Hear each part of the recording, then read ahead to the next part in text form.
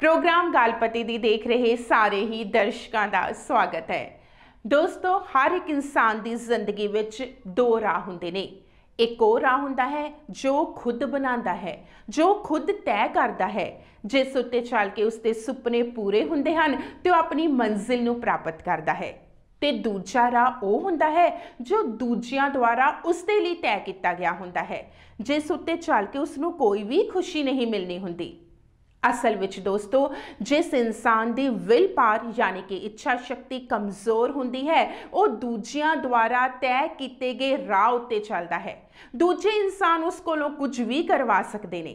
ते जिस इंसान की विल पावर यानी कि इच्छा शक्ति स्ट्रोंग हुंदी है, वो राह चुनता है जिस राह उत्ते चल के उसने अपने ड्रीम्स नूं, अपने सुपनियां नूं पूरा करना है ते अपनी मंजिल तक पहुंचना है। क्योंकि वो जानता है कि इस राह दे विच बहुत सारियां रुकावटां आउणगियां, बहुत सारियां औंकड़ां आउणगियां, पर वो हसते हुए उन्हां औंकड़ां दा सामना करेगा, टाकरा लवेगा ते अपनी मंजिल वल वधेगा। क्योंकि उसके विच इच्छा शक्ति हुंदी है कि मैं ये काम जरूर करना है, मैं इस मंजिल तक पहुंचना है, मैं अपने सुपनियां नूं पूरा करना है।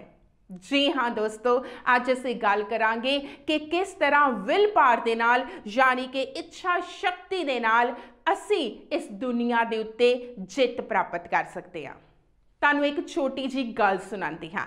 गल है एक इंसान की। एक आदमी हुंदा है, वो थोड़ा मोटा हो जाता है। घर दे मैंबर उसनू ताने देंदे ने कि तू मोटा हो गया है।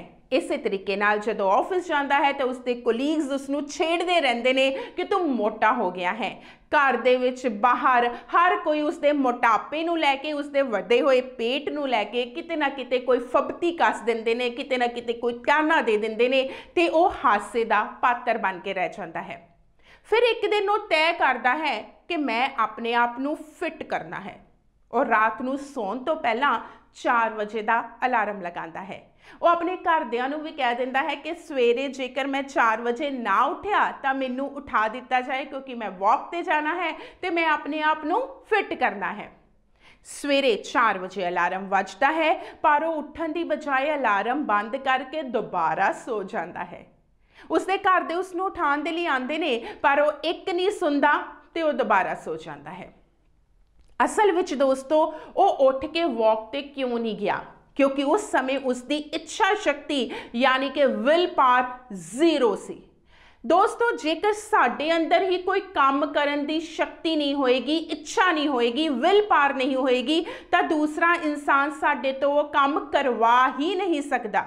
चाहे परमात्मा भी साडे सामने आ जाए, असी शायद उसकी भी गल नहीं मन्नांगे जिन्नी देर तक साडे अंदर उस काम करन दा जज्बा ते इच्छा शक्ति पैदा नहीं होएगी। हुण दोस्तों, दशरथ मांझी जिन्हां नूं माउंटेन मैन कहंदे आ, उन्होंने 22 सालां दे विच सिर्फ हथौड़े ते छैनी दे नाल एक पूरे पहाड़ नूं तोड़ के एक सड़क बना दिती। की सी? उसदी विल पावर सी, उसदी इच्छा शक्ति सी। इसे तरीके दे नाल थॉमस एडिसन जिहड़ा कि हज़ारां वार फेल हो गया, पर उसने हिम्मत नहीं हारी ते आखिरकार उसने बल्ब दी इन्वेंशन की, इस दुनिया नूं रोशन किया।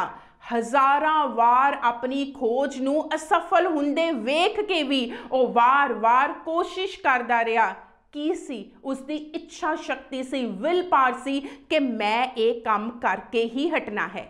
इसे तरीके नाल जेकर असी अमेरिका के प्रेजिडेंट अब्राहम लिंकन की गल करिए तो वह बहुत वार असफल होया, इलैक्शंस दे विच बहुत वारी हारिया, पर उसने हिम्मत नहीं हारी, उसने अपनी कोशिश जारी रखी। अपनी विल पावर दे नाल, इच्छा शक्ति दे नाल एक दिन अमेरिका का प्रेजिडेंट बन गया।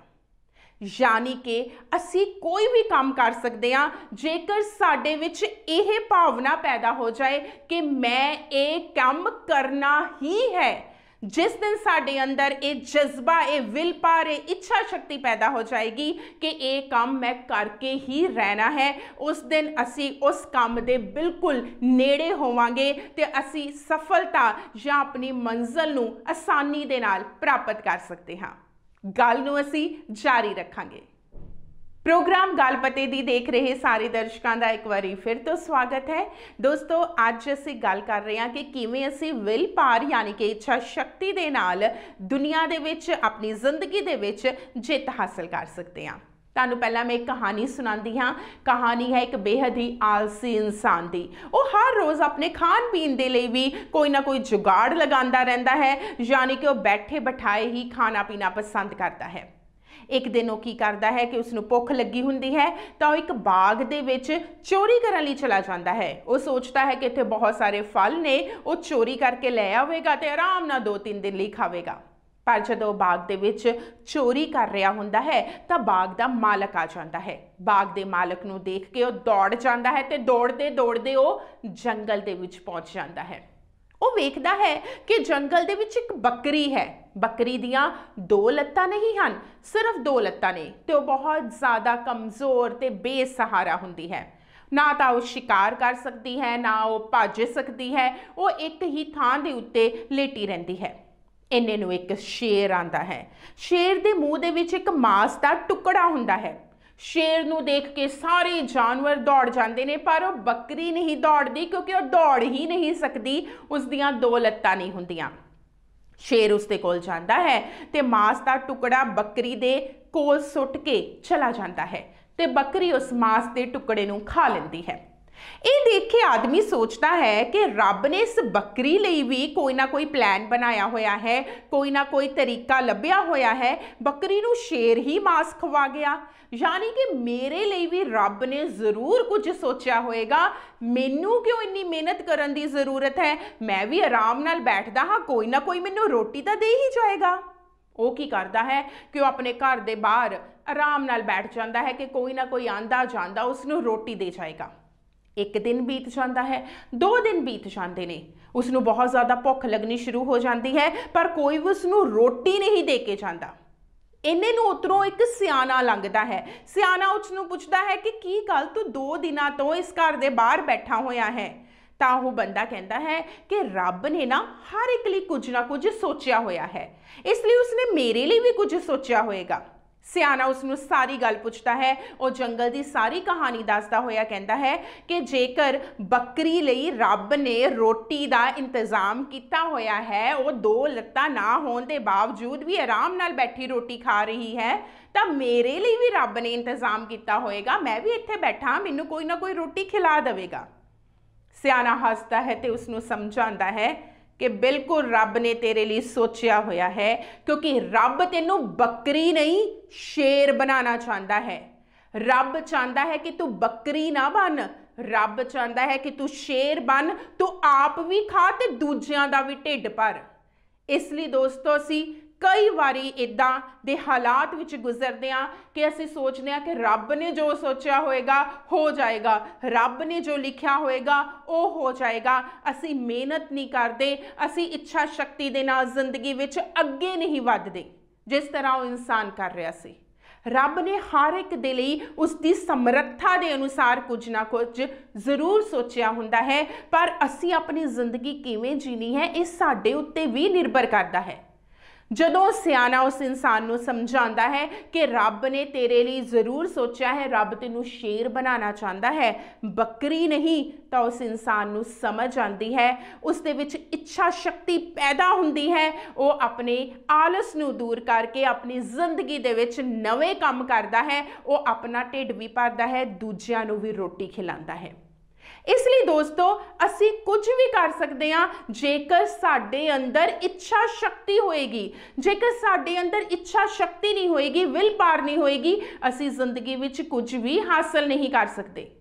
डॉक्टर भी किसी पेशेंट नूं ठीक नहीं कर सकता जेकर मरीज दे विच ठीक होने की इच्छा शक्ति नहीं होएगी।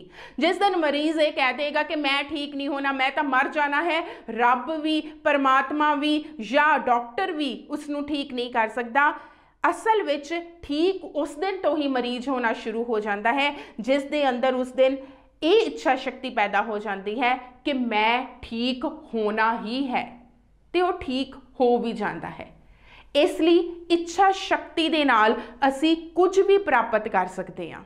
साडी विल पावर साडे अंदर एक अजिही स्ट्रैंथ है जो सानू रब ने बख्शी है कि असी जो चाहे वो कर सकते हाँ। नहीं तो एक वड्डे सारे पहाड़ नू इकल्ले हथौड़े ते छैने दे नाल कदे भी नहीं तोड़िया जा सकता सी। बस ये इच्छा शक्ति दा कमाल सी कि दशरथ मांझी ने इकल्ले एक पहाड़ नू उस हथौड़े ते छैनी दे नाल तोड़ के विखा दिता ते सड़क कढ़ दिती।